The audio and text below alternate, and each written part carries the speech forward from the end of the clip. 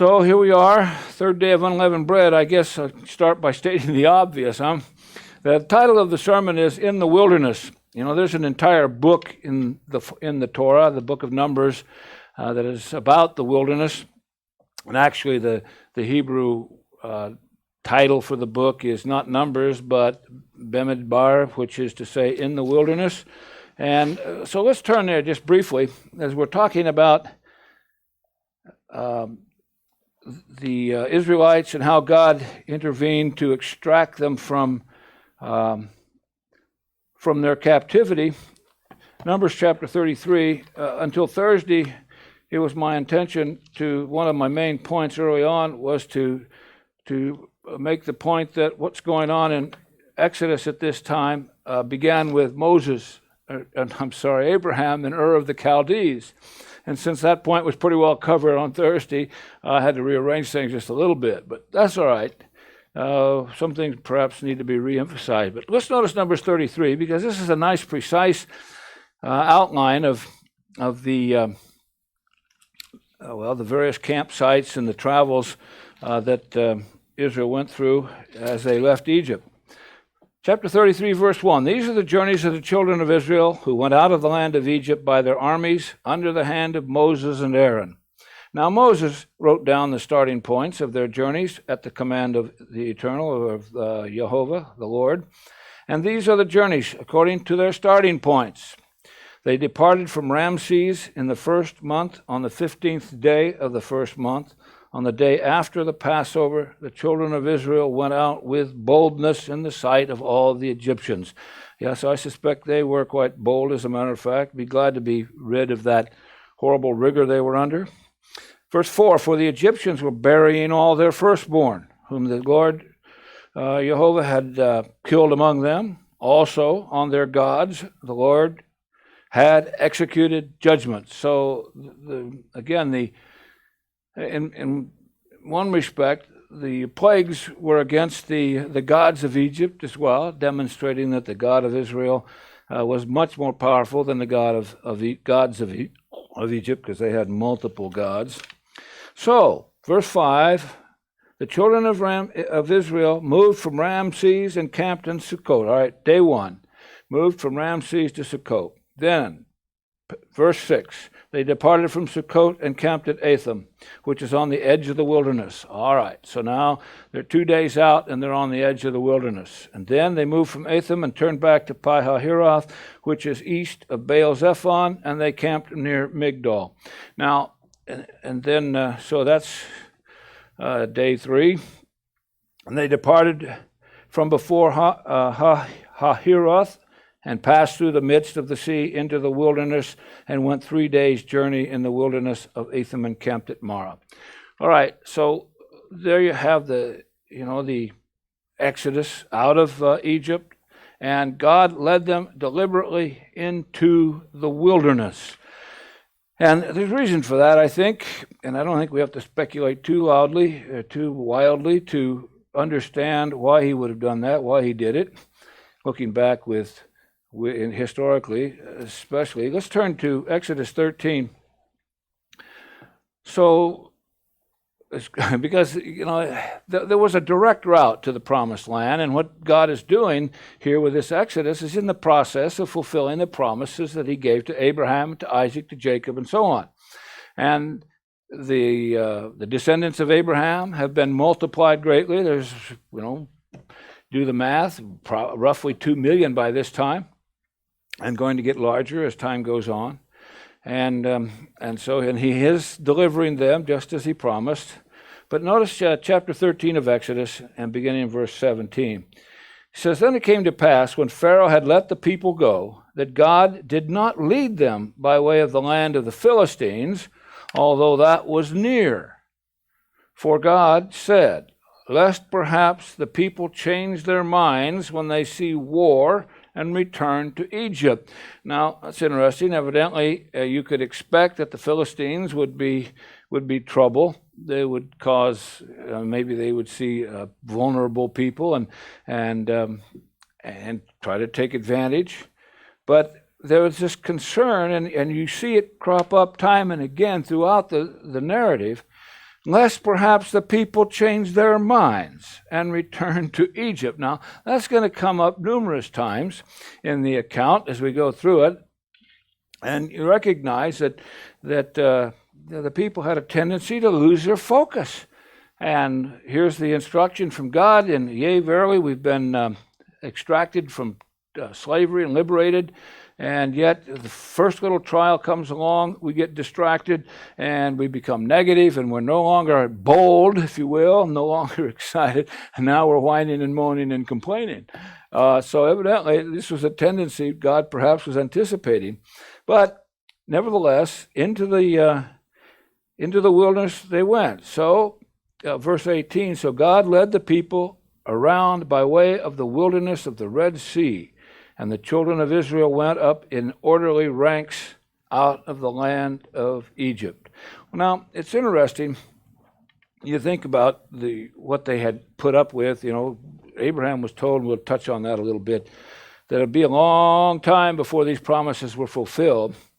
But, you know, just for a moment, let's recall how it was that Israel ended up in Egypt in the first place. And again, you go back to the story of Genesis and Joseph, one of the younger sons of Isaac, not the youngest as Benjamin was, but Joseph was seen having dreams and interpreting these dreams, and his brothers weren't too happy with the whole prospect, so they decided they'd get rid of him. I mean, he was Jacob's favorite after all, and they didn't like that, so they sold him into slavery, and that's how Joseph ended up there. And of course, by way of circumstances, God worked with Joseph, and lo and behold, he becomes, Pharaoh's second-hand man, if you will, and just at the time when there would be a time of plenty, 7 years of plenty, according to the dreams that God had allowed Joseph to interpret, and then 7 years of famine. And so it was Joseph that engineered the process of setting aside the surplus, and it was during the famine that Israel, Jacob and his sons and their families ended up in Egypt. And it was all well and good for the time because Pharaoh was favorable to Joseph, of course, and Joseph's family, and it all went well, and so they got established in the land Goshen, part of Egypt. And then they started to grow, and multiply their population and the like, so they become established in Egypt. And then, of course, Joseph died. The Pharaoh who knew them and was favorable to them, he dies, and you get a Pharaoh now that is not at all pleasant toward them. And we'll pick up the story in Exodus chapter 1. And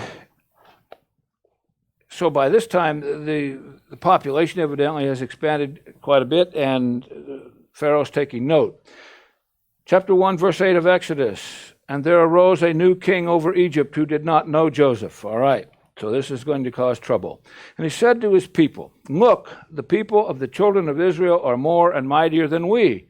So come, he says, let us deal shrewdly with them, lest they multiply and it happen in the event of war that they also join our enemies and fight against us, and so go up out of the land. So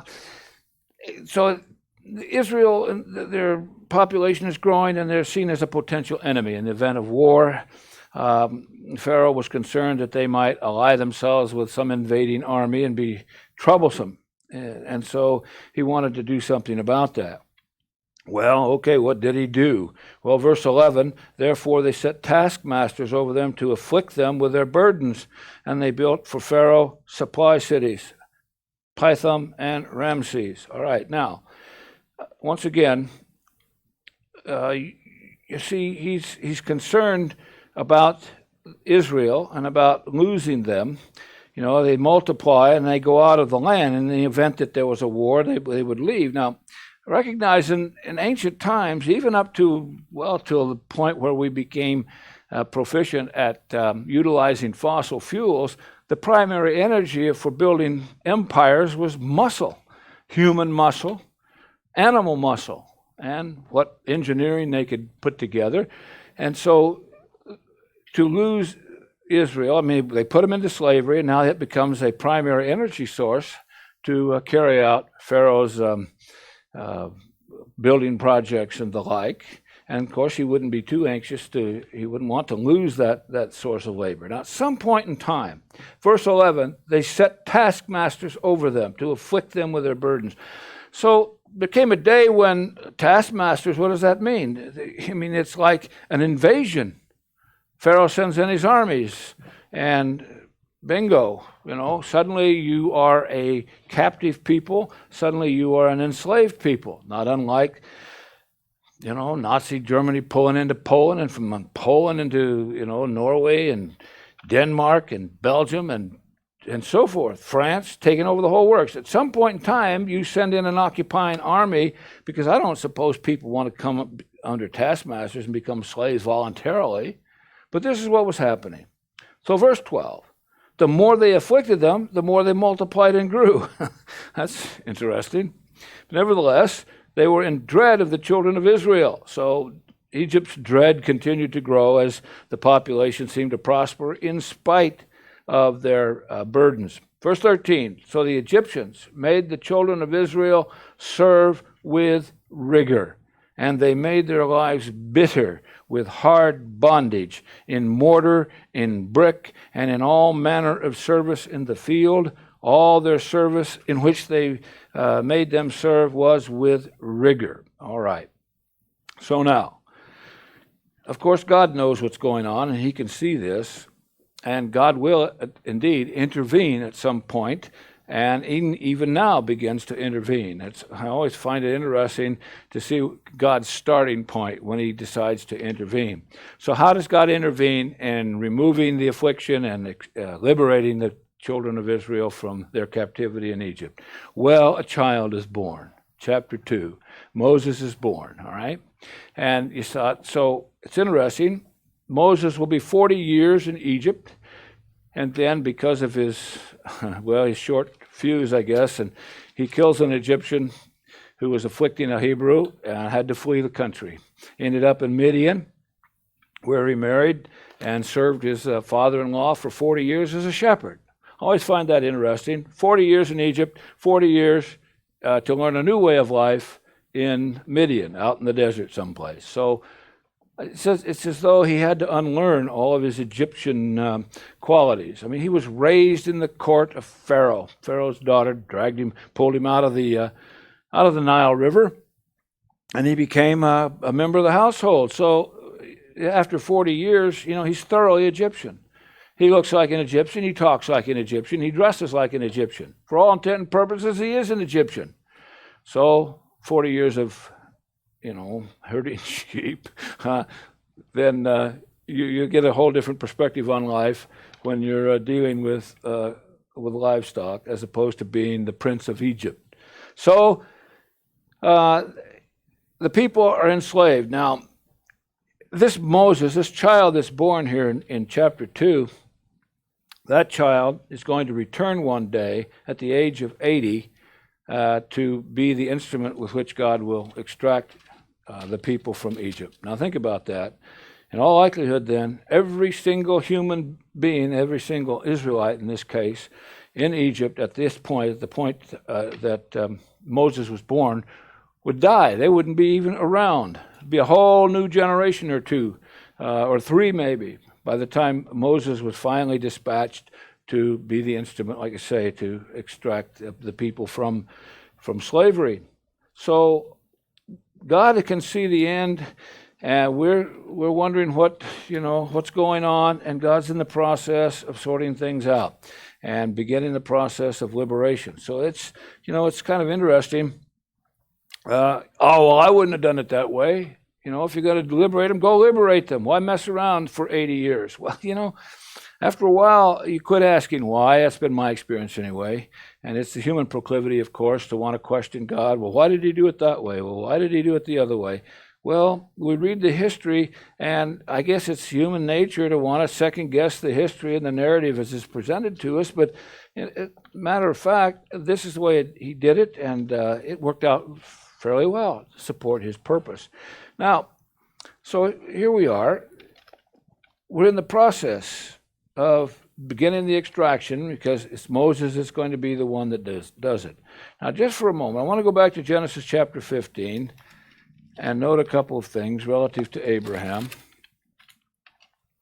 And like I say, these things were covered in some detail Thursday, so I won't spend a lot of time here, but I do want to take a look here at a couple of things. So in the 15th chapter of Genesis, after these things, the word of the Lord came to Abram in a vision, saying, "Do not be afraid, Abram. I am your shield, your exceedingly great reward." But Abram said, "Lord God, what will you give me, seeing I go childless, and the heir in my house is Eliezer of Damascus?" See, Abraham, well, he will become Abraham. He's still Abram at this time. He comes out of Ur of the Chaldees, and he's promised he'll become a great nation, and here he is sometime later, and he still has no heir. And so he just assumes, well, this Eliezer born in my house here, he'll be the heir. No, Abraham, you don't get the point, God's telling him. He says in verse 4, "Behold, the word of the Lord came to him, saying, This one shall not be your heir, but one who will come from your own body shall be your heir." Then he brought him outside and said, "All right, now here's what it's going to look like. No, you don't have an heir yet, but here we are. No light pollution in this part of the world at that time, I'm sure. So it's a star-studded night, and God says to Abraham, "Now look up into the heavens. See, count the stars if you're able." And this is what I mean when I say I'm going to multiply your descendants. He said to him, "So shall your descendants be." And he believed in the Lord, and he accounted it to him for righteousness. So now, is that it? From this description here, one might conclude that all you have to do is believe, and you're righteous. I believe, and in fact, there are those who claim that that's all you have to do anyway. I believe, and then you're saved. Well, all right. Moses now wrote the book of Genesis, if we understand correctly, and Moses has the whole story. Abraham served God for 100 years. Yes, it will turn out from his subsequent actions, his behavior, and his dedication to God that indeed he did believe. He was righteous because of that, but it would be a lifetime of service demonstrating to God that he was loyal, that he wouldn't be turned astray. He wouldn't lose his focus. Well, he had his issues from time to time, but in the long run, he did indeed do what God wanted him to do. And of course, we can be encouraged by that, because it's God's desire that we should all come to fulfill the purpose for which he created humanity in the first place. Now, Abraham will, over time, demonstrate that he does believe. His actions will demonstrate it. And so, he says in verse 13 of this same chapter, now notice, God said to Abraham then, "Know certainly that your descendants will be strangers in a land that is not theirs, and will serve them, and they will afflict them 400 years. All right. I guess it's an understatement to say that Abraham realized this wasn't going to come to pass in his lifetime. And I think that's not hard to see, is it? It's going to be 400 years. Now, give us some kind of perspective on 400 years. Speaking from an American perspective, I'll ask forgiveness for our provincial approach here, us Americans. But nevertheless, this is 2020. 400 years ago was 1620. That's the year the Pilgrims landed, the Pilgrims landed at Plymouth in Massachusetts. 1620, 400 years. So, what can happen in 400 years? Well, of course, there were native populations across the continent, but pretty sparsely populated by today's standards. So over the course of 400 years, we've grown to a population of 330 million or so. We're currently in the process of doing the 2020 census even now. So we'll get a better figure of handle on just exactly what the population is now in 2020. And so 400 years. And so Moses Moses, first of all, Abraham recognizes that, all right, God promises him that this will happen. And of course, the story is he did indeed have a child, and it wasn't just, his child. I mean, it was to come through Sarah as well. Now, the interesting thing about Isaac's the son of promise. Of course, you have this little episode in chapter 16 where after 10 years, no child, no heir, and Abraham and Sarah took matters into their own hands. Sarah suggests, well, why don't you take Hagar, my handmaid, and have a child by her? Maybe that's what God intends. Well, Abraham seemed to agree, and lo and behold, Hagar is born. Well, no, that's not what God had in mind. Abraham could argue, well, it's a child from my body.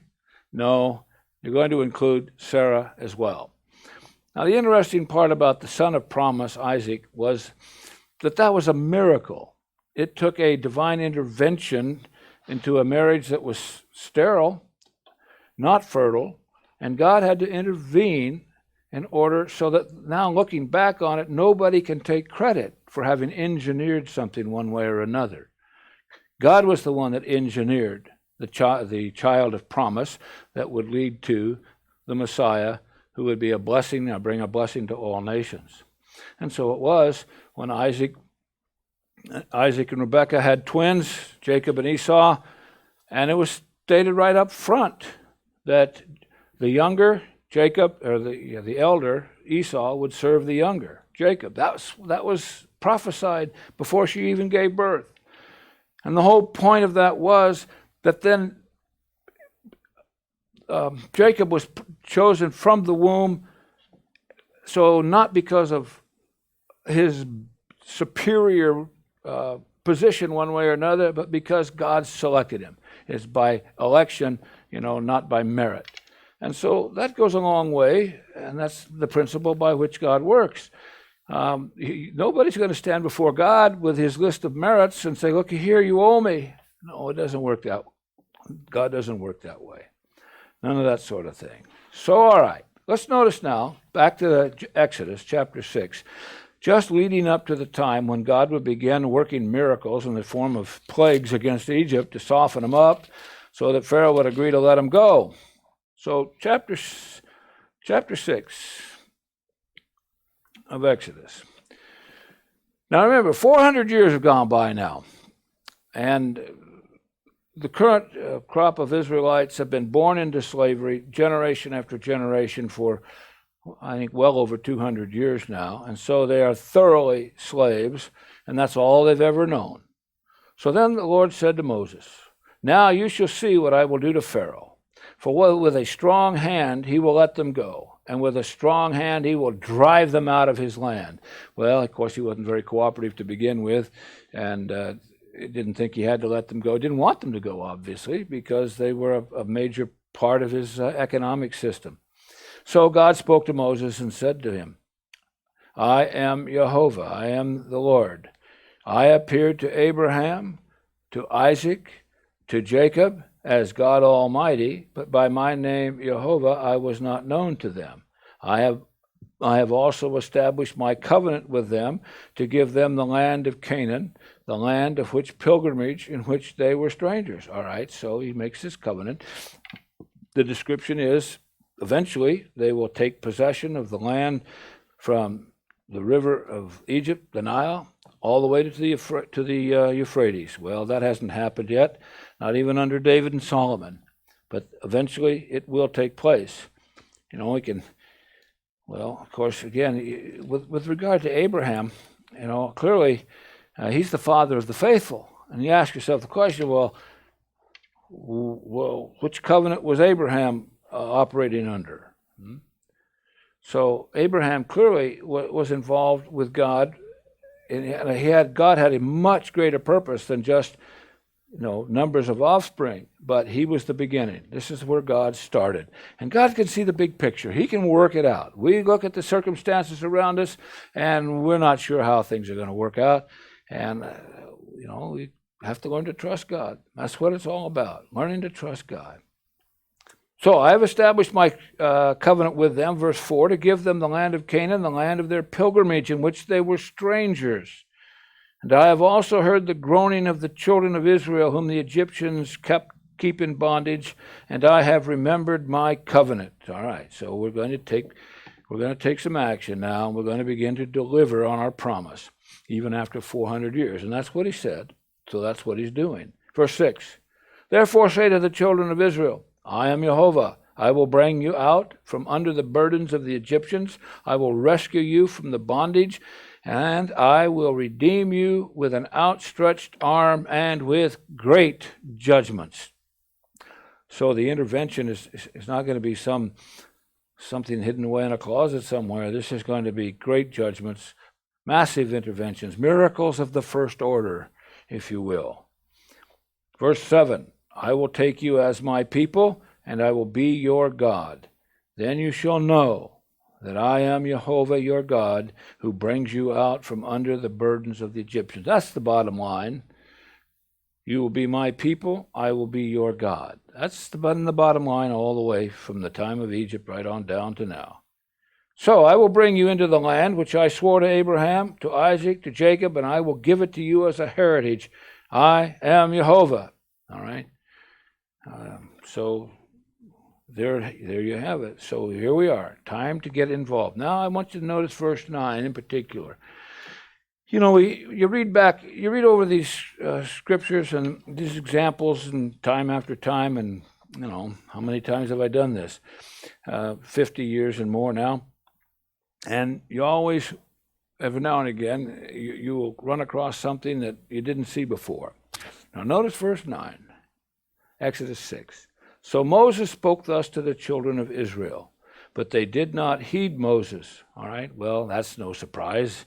We're all familiar with the fact that they didn't heed Moses from time to time and continuously. But now notice, he gives the reason why. Because of anguish of spirit and cruel bondage. Perhaps God understood that this generation, probably because of their anguish and of spirit and the cruel bondage that was a part of their entire existence, that in this life, it may have been predisposed to wait till the resurrection, and that's when he would begin to deal with them. It does make me pause and perhaps soften my judgment of this people. I have no way of processing what it would be like to be born into slavery, abject slavery, rigorous subjection to cruel taskmasters. I have no way of processing that, none whatsoever. And I wouldn't pretend to. But so clearly, though, the impact was serious, and it was very deep. And it's entirely possible that this particular generation was going to have to wait till the resurrection. Well, all right. History says that's what's going to happen. They will be resurrected. You've got clear indications that the day is coming, when God will reunite the house of Israel and the house of Judah. Ezekiel depicts it as two sticks. Put the sticks together, bind them up. And he's going to bring those two nations, those two houses back together again. There'll be one nation, one King David, all right, in the millennium. So we're looking forward to that. And so, again, when I focused on that point, I'm a little less anxious or a little slower to point the finger and judge harshly this generation of ex-slaves. Perhaps we need to be a little careful.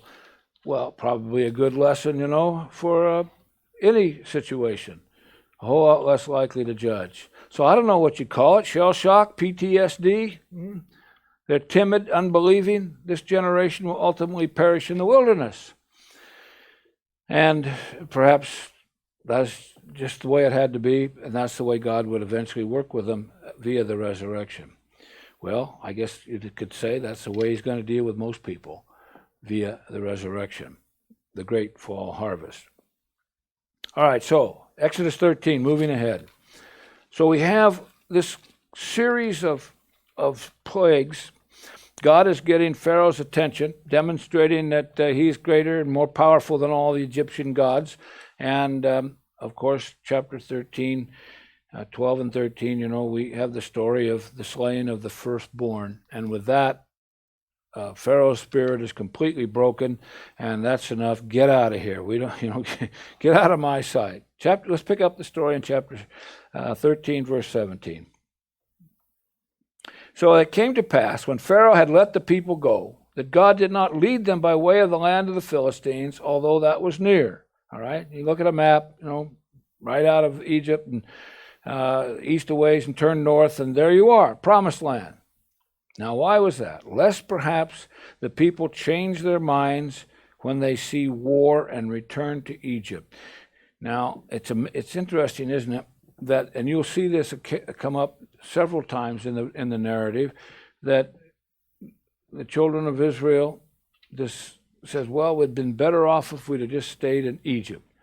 And never mind the horrible rigor that they'd been in. I don't know that I can explain exactly that phenomenon and why that would be.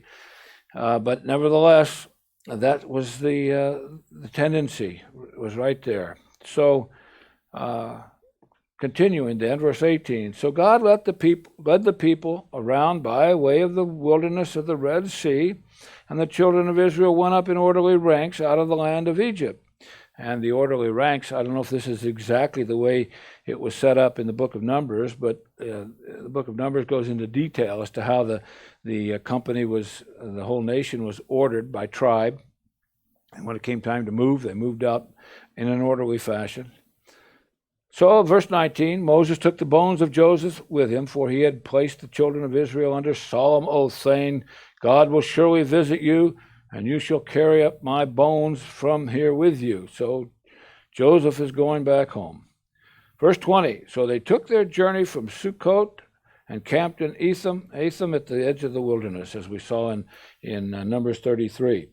And the Lord went before them by day in a pillar of cloud to lead the way. The Lord, that's Yahweh, okay, to lead the way.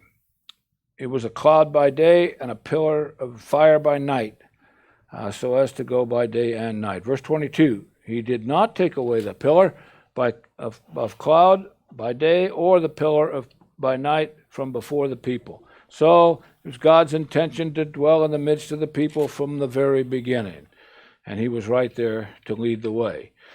So we come to chapter 14. So what we're going to learn is there's more to this business of liberation from Egypt than just that. Being free, now you're no longer slaves. Now you can do what you want. In the United States, we call it life, liberty, and the pursuit of happiness. My life, I'll do as I please, thank you. All right, liberty, yeah, I'm free to do what I want. Pursuit of happiness, oh yes, that's what we're all about. So, but no, it goes a whole lot further than just being liberated from slavery, as we're going to see. And that's what we need to take into consideration. This is a lesson that they were going to learn or not, a lesson we have to learn or not, I suppose you could say. Chapter 14 then. So,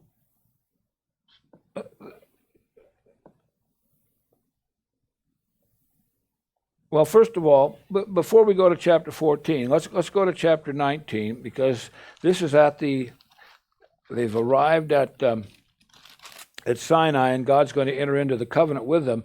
And I want to focus here on the point that there's more to this business of liberation than just being free from slavery, because God has a purpose, a plan in mind, and this is what he's going to work out. So we're out of Egypt, we're on our way to Sinai via the wilderness, and God will work with us, and he's going to achieve his purpose. Well, now notice chapter 19 again. This is of Exodus. They've come to Sinai. Chapter 19 of Exodus. In the 3rd month, after the children of Israel had gone out of the land of Egypt, on the same day they came to the wilderness of Sinai. So, all right, so this is essentially a 50-day journey. From Passover, Days of Unleavened Bread, to the Feast of Pentecost, if we have it correctly. I don't see any reason why that would not be right. Verse 2, for they had departed from Rephidim had come to the wilderness of Sinai and camped in the wilderness. So Israel camped there before the mountain. And Moses went up to God, and the Lord called him to him from the mountain, saying, Thus you shall say to the house of Jacob and tell the children of Israel, you have seen what I did to the Egyptians. I mean, this is fresh on their minds, just a matter of weeks since all these things happened. How I bore you on eagle's wings and brought you to myself. Interesting, the phraseology, I bore you on eagle's wings, but according to the story, they walked every step of the way. I'll call on poetic license here, perhaps, because I think it is a depiction of God's dedication to them and seeing to it that they got where they needed to go safely. Verse 5, Now therefore, if you will indeed obey my voice,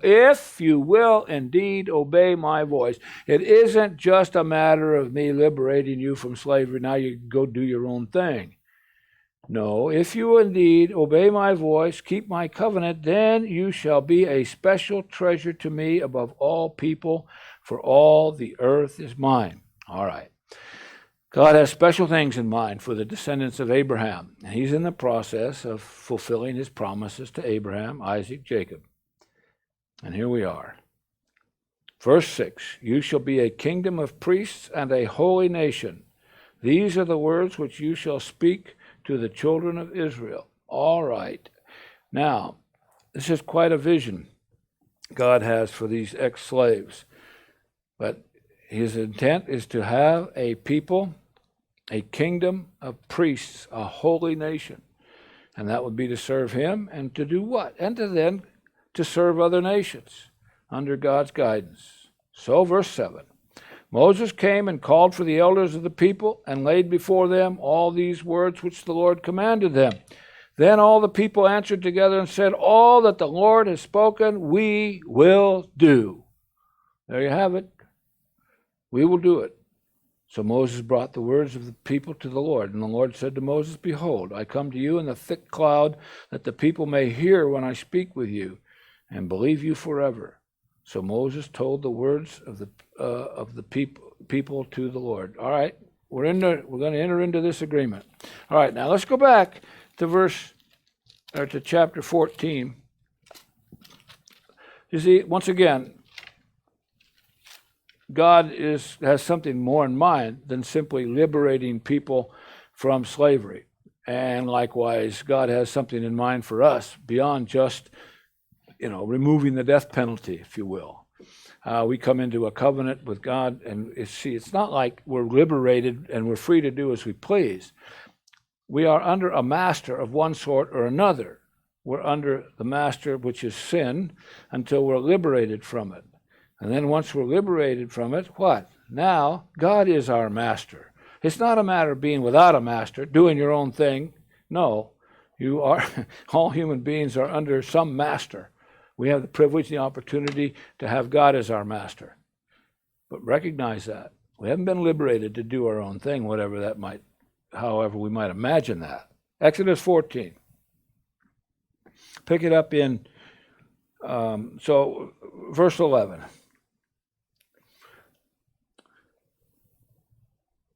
So, all right, well, first of all, they leave Egypt, all right. So they manage to get out into to the wilderness, and Pharaoh has a change of heart, and he says, I can't let those people go, let's go get them. So he loads up his chariots, and away they go. Of course, Israel is walking. Pharaoh's got his elite charioteers out there, so they're going to catch up in a pretty quick order. And so the Egyptians pursued them. This is verse 9. And sure enough, they caught them where they were camped out there by the sea at Pi-hahiroth before Baal-zephon. All right, now verse 10. And when Pharaoh drew near, the children of Israel lifted their eyes and beheld the Egyptians marched after them. So they were very afraid, and the children of Israel cried out to their Lord. Good. They cried out to God. That's a good start. They're in trouble, they know it, and they call out to God. Then they said to Moses, So here we are, the proclivity to want to go back to Egypt. Because there were no graves in Egypt, have you taken us away to die in the wilderness? Why have you so dealt with us to bring us up out of Egypt? Oh, have you forgotten how hard and rigorous it was. It's been, it's only been 3 or 4 days. Now they're in the wilderness, 3 days out of Egypt, and already they've forgotten. Well, maybe Egypt wasn't so bad. Is this not the word that we told you in Egypt, saying, let us alone that we may serve the Egyptians? For it would have been better for us to serve the Egyptians than that we should die in the wilderness. Wow. I guess it's hard to imagine, but this is the way they viewed it. And so the journey, once again, God has in mind, at least to start the process of creating a special people. He described them as a kingdom of priests. Now, we're starting with a bunch of ex-slaves. They've known nothing but slavery. And God is he's got, this is what we have in this journey from Ramses to Sinai, 50 days essentially. What we have here is a crash course in learning to trust God. Because if you can't do that, then, as they say, all bets are off. The whole process begins and is determined by our ability to trust God, to have faith in God. Abraham is the father of the faithful. He learned to trust God. We must do the same. So, all right, here they are, wishing that they'd stayed in Egypt. So Moses said to the people, verse 13, do not be afraid. Stand still and see the salvation of the Eternal, of the Lord, of Jehovah, which he will accomplish for you today. For the Egyptians whom you see today, you shall see again no more forever. The Lord will fight for you, and you will hold your peace. All right, so here we are then. We have this opportunity. Now this is... here's our first chance to trust God. Well, not the first, but certainly the next. First one out of Egypt, at least. So the Lord said to Moses, why do you cry to me? Tell the children of Israel to go forward. Lift up your rod, stretch out your hand over the sea and divide it, and the children of Israel shall go on dry ground through the midst of the sea. All right, so a miracle by any reckoning. And I indeed will harden the hearts of the Egyptians, and they shall follow them. So I will gain honor over Pharaoh and over all his army, his chariots and his horsemen. Then the Egyptians shall know that I am Jehovah, when I have gained honor for myself over Pharaoh, his chariots, and his horsemen. All right. So here we are. We're in the process, you see, of teaching the Egyptians a lesson. God is in charge. So now, finally then, so they come through the dry land, verse 29. The children of Israel had walked on dry land in the midst of the sea, and the waters were a wall to them on the right hand and on the left. So Jehovah saved Israel. He delivered Israel that day out of the hand of the Egyptians, and Israel saw the Egyptians dead on the seashore. Thus Israel saw the great work which the Lord had done in Egypt. So the people feared the Lord and believed the Lord and his servant Moses. Well, all right. They were a little shaky at the sea there, but turned out all right. What does it say? They feared the Lord and they believed the Lord. Well, okay, that's well and good. So, chapter 15, then, you have this great moment of exaltation and celebration, the Song of Moses. We sang the song, number 56, I believe it was, based on these very words. I will sing to the Eternal. He has triumphed gloriously. The horse and its rider he has overthrown and thrown into the sea. The Lord is my strength and song, and he has become my salvation. He is my God, and I will praise him, my Father's God, and I will exalt him. So, great moment of celebration.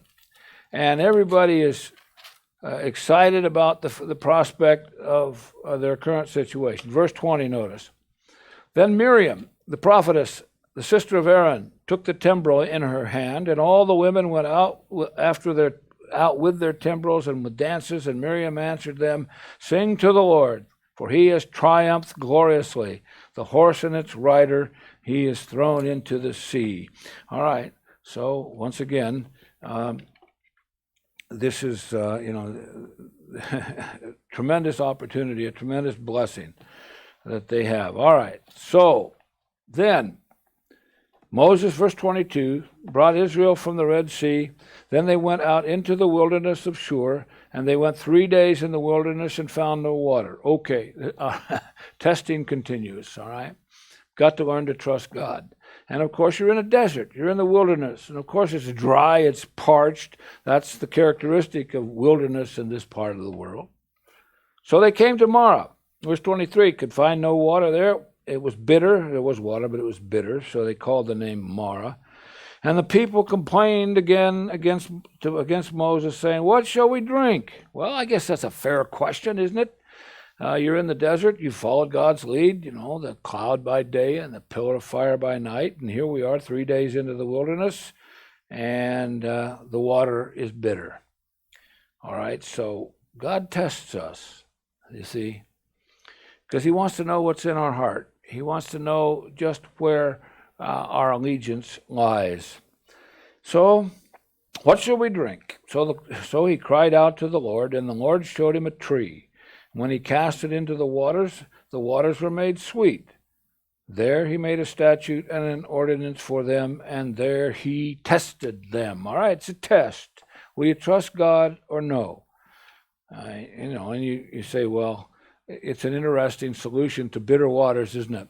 Well, you just take this tree that I select for you and throw it in the water, and that'll make it sweet. Well, you're talking about a miracle here, and we're not asking you to qualify or to ask for a lengthy explanation of God as to why he's doing things the way he's doing. Just do as you're told, and it'll come out the way you want. So he said, verse 26, I will diligently heed the voice of the Lord your God, if you will. Again, if.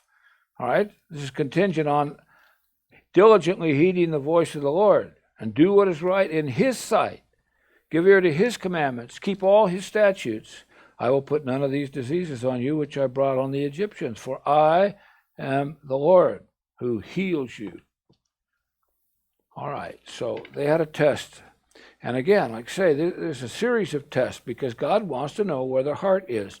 And it's going to be. And now, what do we take from this? This isn't just we go back and review the history. There are lessons to be learned. God's going to expect the same kind of things out of us. Allegiance, trust, faith. We will be tested. There are many people that we know of. We get these prayer requests regularly of people who have varying circumstances, many of them related to health issues, perhaps financial issues, any number of things. A wilderness of sorts, if you will. God takes us into the wilderness, and he tests us. All right, so Israel, chapter 16 then. Like I say, the testing begins in earnest. So they journeyed from Elim, and all the congregation of the children of Israel came to the wilderness of Sin, which is between Elim and Sinai, on the 15th day of the second month. All right, so they're a month out into the wilderness now, out of Egypt. And verse 2, then the whole congregation of the children of Israel complained against Moses and Aaron in the wilderness. Well, man, it doesn't seem like we can get through to them in a serious way so that they're convinced that God is doing it for the right reasons and has their benefit in mind. They complained to Moses. And the children of Israel said to them, oh, that we had died by the hand of the Lord in the land of Egypt, when we sat by the pots of meat, and when we ate bread to the full, for you have brought us out into this wilderness to kill this whole assembly with hunger. Now, of course, it's God that led them out there. So you complain against Moses.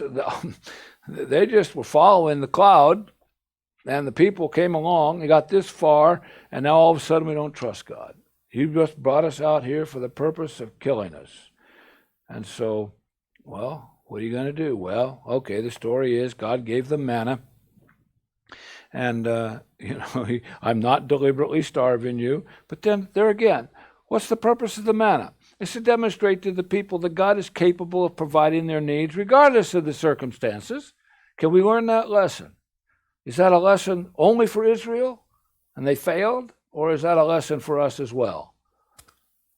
And So hopefully, we'll learn the lessons. The lesson being, can we or will we trust God? Because believe me, and my experience tells me, and I was a scrapping teenager, age 19, 18 actually, when I first became acquainted with the fact that there was a God. He is serious, and maybe I better start thinking about reorienting my life. I waited a year to get really serious about it because I had some things I had to get done first. Right? I suppose we all faced that at one point. Just give me another year. Actually, I wanted 2 more because I was playing baseball at the University of California, Davis, and man, I wanted more than anything. And I'll keep the Sabbath, 7, 8 months out of the year, just, a couple of years, then I can do the whole thing. No, you don't do it that way. You have to be willing. You have to come to that place where you recognize whatever it is I thought was my business and what I thought I wanted to pursue in life. Now, here comes God. He's kind of interfering in things. I have to make up my mind. Which am I going to do? Am I going to pursue God's way? Am I going to pursue my own way? I mean, that's a lesson we're all faced with. God's going to know, and he will test us. So, as Peter said, later, don't think it's strange concerning the fiery trial that besets you, because these things do happen. God wants to know, where will we be? Will we be loyal, faithful to his purpose? All right, chapter 17 then. All the congregation of Israel set out on their journey from the wilderness of sin according to the commandment of the Lord and camped at Rephidim, and there was no water for the people to drink. Therefore the people contended with Moses, give us water. So Moses said to them, why do you contend with me? Why do you tempt the Lord? And the people thirsted there for water, and the people complained against Moses and said, why is it that you have brought us up out of Egypt? This is it, to kill us with our children and our livestock with thirst? We're having a hard time getting the lesson across to these people that they can indeed trust God. And indeed they must. And indeed we must. So Moses cried out to the Lord, what shall I do with this people? They're almost ready to stone me. And the Lord said to Moses, go on before the people, take with you some of the elders, take in your hand your rod with which you struck the river, and go. So, all right, miraculously, God, through Moses, brought forth a great torrent of water, a river of water. I mean, after all, you got 2 million people and a lot of livestock. You got to have more than a single faucet running, dribbling someplace. You've got to have rivers of water. So God provided for them. And, all right, they were temporarily happy. So, all right, we have the lesson and the experience of Israel and their experiences trying to learn to trust God. Now, let's turn to Deuteronomy chapter 8. In actual fact, and at least in my experience, wouldn't be the days of unleavened bread if we didn't visit Deuteronomy chapter 8. And we get a little more, I think we have a little more insight here into our conditions and our 21st century and what God might expect of us. And the challenge is the same. We have to learn to trust God. We will be tested, all right? So whatever your circumstances, and God will put you in your Red Sea moment, if you will, where clearly the outcome of what you can see is very, very dismal. And you will trust God or, bad things happen. So we learn to trust God to lead us through these things. All right, chapter 8. So Deuteronomy now is written 40 years later. They're about ready to actually go into the land of promise. The rebellious nation, or generation rather, has perished in the wilderness. Everybody over the age of 20 is dead. So that means the oldest person that goes into the promised land is what, 60? And so, a rather young group, most of them under 40. So they're ready to go. So Moses is going to go through the book of Deuteronomy. He reviews some of these things, points out some of the lessons that they need to learn, and let's take advantage of the opportunity here. All right, chapter 8 now. And this is important, I think, for us. I think this is the challenge for us. Those people, came out of slavery, and they were very what's the term? Needy, I'm going to use the term. They were very concerned about having their basic food and drink provided for them. Now, on the opposite spectrum, now we're going to be tested. We're going to have to go through the same types of trials. But from our point of view here in the 21st century, the challenge for us, we are living in the most affluent time in the history of man. And most assuredly, we have more than enough. The challenge for our generation is, can you accept what is enough and be happy with it?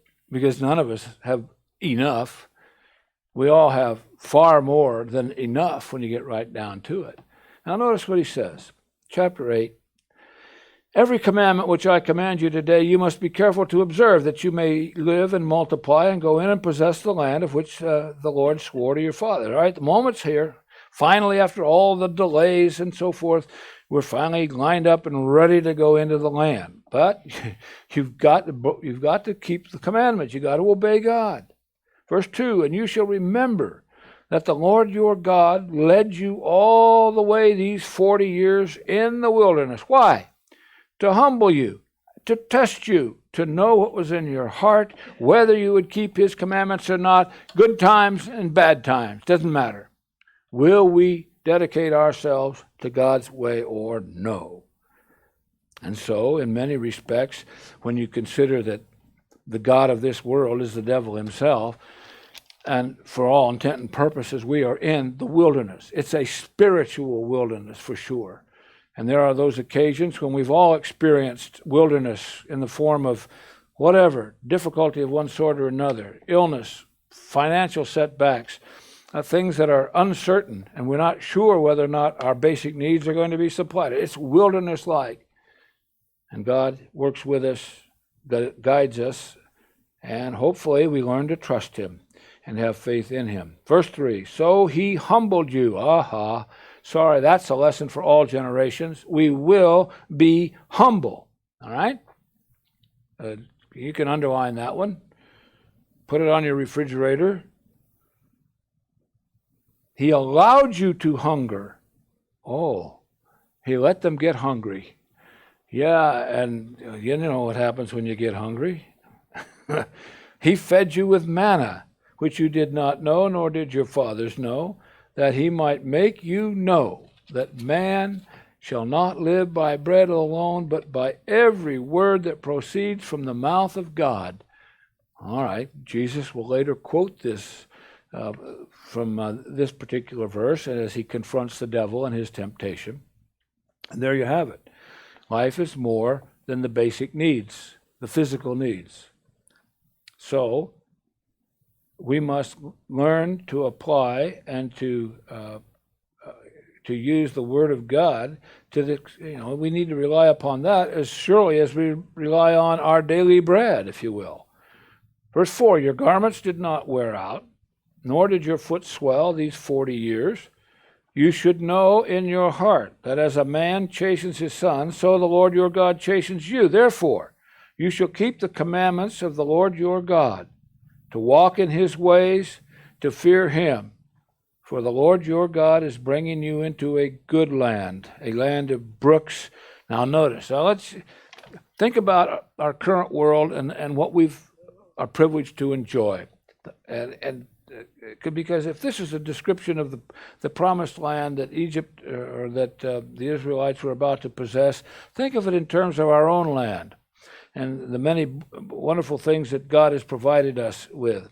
For the Lord your God is bringing you into a good land, a land of brooks, of water, of fountains and springs that flow out of valleys and hills, a land of wheat and barley, vines, fig trees, pomegranates, a land of olive oil and honey, a land in which you will eat bread without scarcity, in which you will lack nothing. That pretty well describes 21st century America, Canada, Australia, most of Europe, the developed world, if you will. That's what we're enjoying right now. It wasn't because we necessarily earned it, but this is what God bequeathed upon us so that we could benefit from it. And of course, God created us curious and clever. And so we've been about the process of, taking advantage of these great resources. All right, a land in which you will eat bread without scarcity, in which you will lack nothing. Notice, a land whose stones are iron, and out of whose hills you can dig copper. Now, I didn't go on to say, but and there's a massive amount of fossil fuels that you'll one day take advantage of. So we've lived in an era that is absolutely unprecedented in the history of mankind. We live better than the average king in previous ages. Now, here's the test for those of us in such a privileged circumstance. Beware, verse 11, that you do not forget the Lord your God by not keeping his commandments, his judgments, and his statutes, which I command you today. Lest when you have eaten and are full, and have built beautiful houses and dwell in them, and when your herds and your flocks multiply, your silver and your gold are multiplied, and all that you have is multiplied. Careful. When your heart is lifted up and you forget the Lord your God who brought you up out of the land of Egypt from the house of bondage. Now, what do you think? The more affluent we become, the more we have, the less focus there is on God. It seems like, when I can remember in the drought of 88, I was in Omaha at the time, and this was a serious drought in the Midwest, and there was a time when there was so little water in the upper Mississippi River that they had to stop barge traffic. And in the evening news, here these little brown church in the Vale, people were gathering, praying for rain in hard times. So all people come together in hard times. Beware, he said, lest when you have eaten and are full and have built beautiful houses and dwell in them, and so forth, your heart is lifted up and you forget the Lord your God, who brought you out of the land of Egypt from the house of bondage, all right, who led you through the wilderness, in which there were fiery serpents and scorpions in the thirsty land where there was no water, who brought water for you out of the flinty rock, who fed you in the wilderness with manna, which your fathers did not know, that he might humble you and that he might test you to do you good in the end. It's hard to acknowledge at the time, but God works with us, he tests us, he humbles us, and the whole purpose is not so he can make us, squirm or whatever. He's trying to do us good. He has a purpose in mind, and he's working with us, and he desires us to be available, to be there, to do it his will. So, verse 18, you shall remember the Lord your God, for it is he who gives you the power to get wealth, and that he may establish his covenant, which he swore to your fathers, as it is this day. Then it shall be, if you by any means forget the Lord your God and follow other gods and serve them and worship them, I testify against you this day, you shall surely perish. If we obey God, we can expect the benefits of God. If we don't, we can expect to perish. It's just that simple. It's that black and white. As the nations which the Lord destroys before you, so you shall perish, because you would not be obedient to the voice of the Lord your God. Well, here we are, how many years removed from the story of Israel coming out of Egypt, and God, he's not discouraged, not deterred from his purpose and accomplishing what he wants to do, and he will have his nation of his kingdom of priests. Let's turn to Revelation chapter 5, and we're going to close here. Through it all, and the ups and the downs, and sometimes it seems impossible. We don't know the answer. Sometimes we're confused, and sometimes we suffer doubt, and we struggle with these things.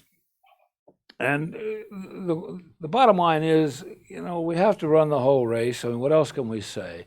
And when you're in troubled times, when God leads you into the wilderness and you're humbled and you're uncertain as to the outcome, that's when, we really get in tune with God and his purpose, and we learn to trust him. So what does it say? We have an insight into the very throne room of God. Chapter 5, verse 1. And I saw in the right hand of him who sat on the throne a scroll written inside and on the back, sealed with 7 seals. And I saw a strong angel proclaiming with a loud voice, who is worthy to open the scroll and to loose its seals? No one in heaven or on the earth or under the earth was able to open the scroll or to look at it. So I wept much because no one was found worthy to open the scroll. Then one of the elders told me, don't weep. Behold, the Lion of the tribe of Judah, the root of David, has prevailed to open the scroll and loose the 7 seals. And I looked, and behold, in the midst of the throne and of the 4 living creatures, and in the midst of the elders stood a lamb. This is the Lamb of God, slain from the foundation of the world. Now, in a position where he is working with God from God's heavenly presence. There stood a lamb as though it had been slain. Yes, that's right. That's what's made the difference. That's what has liberated us from the grip of sin and death. All right, so he had 7 heads and 7 eyes, which are the 7 spirits of God sent out in all the earth. Then he came and took the scroll out of the right hand of him who sat on the throne. All right, it's God that's sitting on the throne. The Lamb takes the scroll. Now, verse 8. Now, when he had taken the scroll, the 4 living creatures and the 24 elders fell down before the Lamb, each having a harp, golden bowls full of incense, and the prayers of the saints, which are the prayers of the saints. And they sang a new song, saying, okay, now, these are the 24 elders and the 4 living creatures are singing a song in the very throne room of God. And what are they singing? You are worthy to take the scroll and to open its seals, for you were slain. All right, that's the difference, okay? Without that, nothing works. But you were slain, and you have redeemed us to God by your blood. Now, the 4 living creatures and the 24 elders weren't redeemed by the blood. They didn't need to be redeemed. They're referring to you and me, the human beings, out of every tribe, you see, and tongue and people and nation, and have made us kings and priests to our God, and we shall reign on the earth. Well, now, brethren, that's it. We are in the process of being tested. God is going to test us. He's going to work with us. He's going to humble us. But the end result is God is going to have his kingdom of priests. God is indeed going to select a bride for his firstborn son. And we are privileged to be a part of that nation and a part of that bride. So, brethren, it's a great privilege to be a part of it, to understand it. So let's proceed with a high hand and looking to God through whatever trial and test we may currently be faced. The end is positive, and it will be God's purpose that finally prevails.